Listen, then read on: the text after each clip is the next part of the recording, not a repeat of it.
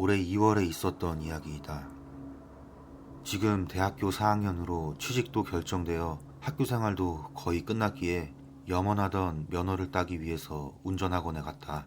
우리 지방은 킨키인데 면허 합숙소는 추곡후 지방에 있었다.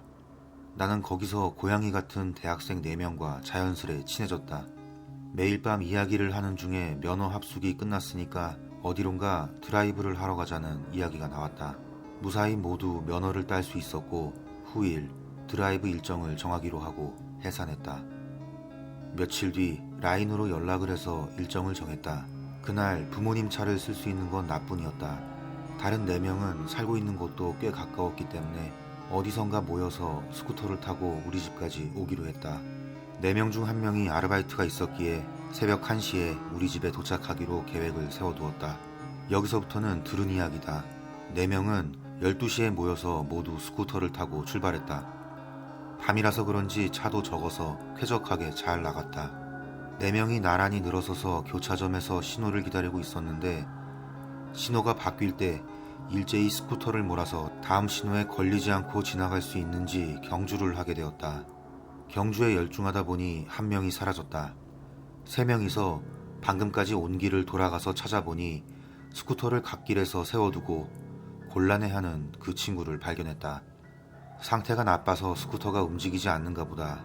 4명 다 초보자였지만 우여곡절 끝에 간신히 시동을 다시 걸 수 있었다. 경주는 그만두고 천천히 가기로 하여 그 친구 뒤를 3명이서 따라갔다. 아까 스쿠터가 고장난 1명도 무사히 운전을 하는 걸 보고 그들은 또 경주를 시작했다. 경주를 시작하고 얼마 뒤 또 그 녀석이 사라졌다. 다시 고장이 났나 싶어서 3명은 돌아갔다. 아니나 다를까 스쿠터가 갓길에 세워져 있었다. 하지만 이번에는 타고 있던 본인이 없었다. 어떻게 된 건지 의아해하면서 3명은 스쿠터를 세우고 주위를 찾았다. 10분 정도 찾았지만 찾지 못했기에 당황하고 있을 때 길 옆 논에서 휴대전화 소리가 들렸다. 이때 그 전화를 건 것이 바로 나였다. 3명은 소리를 듣고 논밭 쪽으로 조심스레 다가갔다. 그곳은 가로등도 적어서 무척이나 어두웠다. 살펴보니 거기에는 행방불명된 녀석이 있었다. 그는 무시무시한 걸 본 듯이 눈을 부릅뜨고 눈물을 줄줄 흘리며 소변도 지린 상태였다. 입도 딱 벌린 채 진흙투성이가 되어서 논밭 한가운데에서 우두커니 서 있었던 것이다. 그를 발견한 3명은 당황해서 그를 불렀지만 그는 전혀 반응하지 않았다. 3명이 논밭에 들어가서 진흙투성이가 된 채로 어떻게든 그를 끌어냈다. 그 후 다른 1명이 내게 전화를 걸어서 목욕과 갈아입을 옷을 부탁했고 드라이브는 중지하자고 말했다. 나는 사정을 알지 못한 채 부탁받은 걸 준비하고 기다렸다. 4명이 도착한 건 새벽 2시 무렵이었다. 4명은 스쿠터 3대로 왔다. 그의 스쿠터는 놔두고 온 모양이다. 오는 도중 떨어지지 않도록 상의로 억지로 운전자와 그를 묶어놓았다. 아직도 정신을 못 차린 1명을 4명이 힘을 모아서 욕탕으로 데리고 가서 목욕을 시켰다. 그는 점점 회복되어서 겨우 말문을 열게 되었다. 소변을 지린 게 부끄러울 테니까 우리는 일부러 아까 그 일을 묻지 않고 있었는데 그는 더듬더듬 스스로 말하기 시작했다. 그는 갑자기 또 스쿠터가 고장나자 갓길에 세우고 다른 사람들이 돌아오는 걸 기다렸다. 근데 길 너머에 여자가 갑자기 나타나서 손짓을 하는 게 보였다. 가로등에 비친 여자는 무척이나 꺼림칙해 보였다. 그가 말을 걸어도 대답하지 않고 계속 손짓만 했다. 그는 이후의 기억이 없다고 말했다. 우리는 떨면서 말하는 그에게 아무 말도 하지 못하고 그날 밤은 우리 집에서 묵기로 했고 내일 차를 타고 그의 스쿠터를 회수하기로 한 뒤 잠이 들었다. 3명은 금방 잠들었고 그 친구도 의외로 쉽게 잠들었다. 그걸 보고 안심한 나도 어느새 잠이 들었다. 이게 한 새벽 3시 무렵이었을 것이다. 4시 무렵 누가 말을 걸어서 일어났다. 말을 건 건 그 친구였다. 나 이제 돌아가야 해. 나 돌아가야 해. 그렇게 말하고 있었다. 그런 일이 있어서 겁이 난 건지 연신 돌아가고 싶다고 조르기에 나는 다른 사람들을 깨워서 그를 설득하기로 했다. 모두가 말렸지만 그는 돌아가야 한다고밖에 말하지 않았다. 결국 내키지는 않았지만 집에 도착하면 반드시 전화하라고 거듭 당부한 뒤 1명이 스쿠터를 빌려줘서 그를 돌려보냈다. 엄청 불안했지만 약 1시간 반 정도 지나서 무사히 집에 도착했다는 연락을 받았다. 우리는 안도하고 다시 잠이 들었다. 아침 10시 무렵 전화가 와서 일어났다. 그 친구의 전화였기에 황급히 받아보니 여성 목소리가 들렸다. 전화를 건 건 그의 어머니였다. 그녀는 울면서 그가 죽었다고 말했다. 아침에 모르는 스쿠터가 있기에 의아해서 방에 들어가 보니 그가 죽어 있었더라는 것이다. 놀라서 다른 사람들을 깨우고 주소를 들은 뒤 바로 부모님 차를 타고 그의 집으로 갔다. 집에 도착하니 경찰이 있었다. 그의 어머니는 밖에 나와 있었고 우리를 안으로 들이려고 했지만 경찰이 제지했다. 어젯밤에 같이 있었던 사람들이라고 전하니 더더욱 보여줄 수 없다고 말했다. 영문을 모르고 밖에서 기다리고 있으니 경찰관이 나와서 잠시 서까지 같이 가달라고 말했다. 우리는 경찰차와 내 차에 나누어 타고 경찰서로 갔다. 운전은 경찰이 했다. 취조실 같은 곳에서 4명이서 앉아 기다리니 중년 남성이 사진을 들고 들어와서 이렇게 말했다. 상당히 충격을 받을지도 모릅니다. 무서운 사람은 보지 않아도 좋아요. 그러고는 사진을 보여주었다. 모두 무심코 보고 말았는데 너무나 놀라서 벌떡 일어났다. 사진에는 천장을 보고 양손을 뻗은 채로 죽어있는 그 친구의 모습이 찍혀 있었다. 눈을 부릅뜨고 눈물을 줄줄 흘리면서 입에서는 피가 섞인 침이 흐르고 있었다. 중년 형사는 바로 주머니에 사진을 집어넣고 그의 상태를 설명했다. 사진으로는 알 수 없지만 그는 소변과 대변을 흘린 상태고 흰자위도 새빨갛게 충혈되어 있었고 사후 경직이라고는 생각할 수 없을 정도로 손과 팔이 경직되어 있었다고 한다. 또 어깨를 억지로 잡아당긴 듯이 양쪽 다 빠져 있었다는 것이다. 어깨가 빠졌는데 왜 손이 뻗은 채로 고정된 건지 전혀 알 수 없습니다. 경찰은 그렇게 중얼거렸다. 우리는 떨면서 어제 있었던 일을 말했다. 중년 형사는 잠자코 마지막까지 들어주었다. 우리 이야기가 끝나니 그 논밭이 있는 곳과 그의 스쿠터가 고장난 곳은 어디인지 물었다. 어젯밤 그와 함께 있었던 한 명이 지도에서 장소를 짚으니 형사는 고개를 끄덕였다. 그 후로 간단한 보고서 같은 걸 쓴 뒤 각자 집으로 돌아갔다. 스쿠터도 경찰이 회수해준다고 했다. 후일 내가 대표로 아버지와 함께 그의 부모님을 만나러 갔다. 그 부모님도 경찰한테 사정을 들었는지 그저 조용히 울고 있을 뿐이었다. 결국 부검은 그의 부모님이 거부했기에 그의 사인은 심근경색으로 판결이 내려졌다. 후일 그의 장례식에 아버지와 친구랑 같이 참가했다. 향을 피우기 위해서 그의 영정 앞에 가니 관이 없었다. 그날 새벽 돌려보내지 않았으면 좋았을 거라는 후회감이 사무쳤기에 어떻게든 그를 만나 사과하고 싶어서 그의 부모님에게 시신은 어디 있는지 물어보았다. 그러자 그의 부모님은 재단 뒤에 있다고 말했다. 만나게 해달라고 부탁했지만 거절당했다. 무례라는 건 알지만 거듭 부탁을 하니 마지못해 승낙해 주셨다. 다만 장례가 끝나기 전에는 보여줄 수 없다고 말하기에 끝날 때까지 다 같이 기다렸다.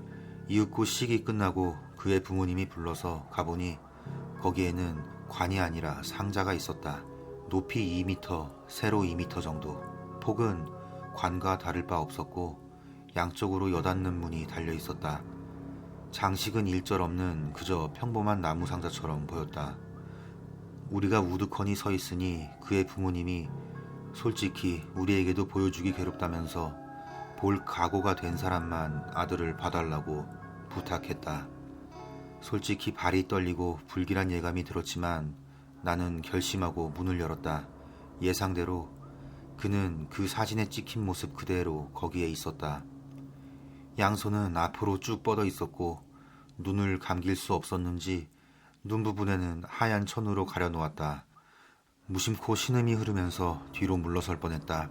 우리 아버지를 포함해 모두가 똑같은 반응을 보였고 개 중에는 그대로 주저앉아서 일어서지 못하는 친구도 있었다. 모두 그에게 사과한 후 그의 부모님이 사정을 설명해 주었다. 팔을 내리려면 어깨가 나와서 양팔을 어깨에서 절단할 수밖에 없었고 눈꺼풀도 마치 피부가 고정된 듯 감을 수 없었다는 것이다. 차마 자기 아들 팔을 자르거나 눈꺼풀을 억지로 뗄 수 없었기에 이렇게 커다란 상자를 만들 수밖에 없었던 모양이다. 우리는 그저 울면서 그걸 듣고 그의 부모님에게 사과했다. 그 후 아버지를 따라 집으로 돌아왔다. 아버지가 돌아가는 중에 문득 중년 형사가 묻던 것과 똑같은 질문을 해왔다.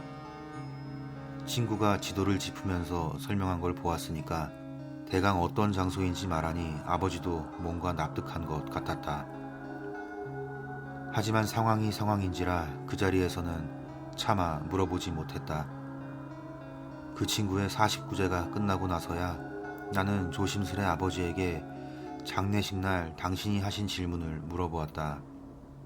아버지는 먼저 자기 이야기를 들어달라며 이런 말을 하셨다. 할아버지가 아버지에게 했던 말인 듯 하다.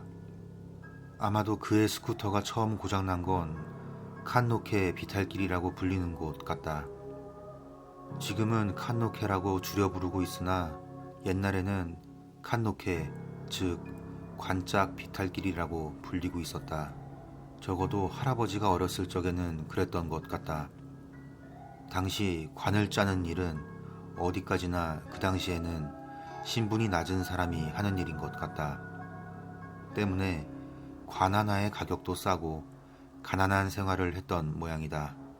또한 차별도 받고 있었던 것 같다. 그런 일을 하면서 유일하게 벌 수 있는 건 특주품이었다.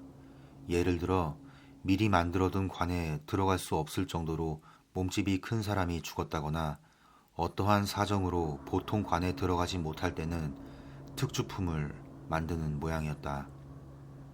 할아버지가 어렸을 적 관을 무척 잘 짜는 솜씨 좋은 여성이 있었다고 한다. 기성품은 미리 만들어둘 수 있지만 특주품은 사후 주문이 들어온 뒤 시체가 썩기 전에 바로 주문해야 하는데 그 여성은 그 어떤 특주품이라도 주문이 들어오면 반드시 다음 날에 관을 다 만들었다. 겉에도 제대로 장식을 해놓아서 아무리 봐도 하룻밤 사이에 만들어낸 것 같지 않았다. 마침 그 무렵 돌연사가 이어져서 그녀는 그 주문을 전부 맡게 되었다. 이러니 특주품 주문이 그녀에게밖에 오지 않게 되었다. 점점 혼자만 돈을 버는 그녀를 보고 다른 장의사들이나 주변 농민들이 질투를 했다. 결국 그녀는 괴롭게 참살당했다. 수많은 사람들이 농기구와 공구로 원형을 알아볼 수 없을 정도로 무참하게 죽인 뒤 논밭에 던져놓은 것이다. 아마도 그가 논밭 한가운데 경직된 것도 그 탓이 아닐까 싶다. 손짓을 하던 여성은 그 여성이 아닐까. 아버지는 그렇게 예상했다. 지나친 생각일지도 모르고 지금부터 하는 이야기는 할아버지가 지어낸 얘기일지도 몰라. 지금까지 한 이야기는 아는 사람도 있을지 모르지만 지금부터 하는 이야기는 할아버지한테서만 들었으니까. 아버지는 그렇게 말하면서 이야기를 계속했다. 그 여성이 살해당한 후 죽인 장의사들이 그녀 집에 들이닥쳤다. 어째서 특주품을 그렇게 빨리 만들 수 있는가? 특수한 도구나 방법이 있는 게 아닐까 필사적으로 찾았다. 그러자 집에는 만들어진 특주품 관과 본 적도 없는 재단이 나왔다. 도중에 돌연사가 일어났으니까 장의사들은 혹시나 싶어 그녀가 만든 관에 차례대로 시신을 넣어보았다. 그러자 한 관에 딱 맞게 들어간 것이다. 그녀는 특주품 주문을 받기 위해서 저주를 부려서 마을에 돌연사를 일으킨 것이다. 어쩌면 이번에 네 친구가 그 저주에 걸린 건지도 모르지. 아버지는 그렇게 말을 맺으며 입을 다물었다. 죽은 그 친구의 부모님은 이 지방 사람이 아니기에 이 이야기를 모를 것이다. 다른 친구들한테도 말하지 않았다. 다만 더 이상 혼자 마음에 담아두기 괴로워 이렇게 이야기를 해보았다.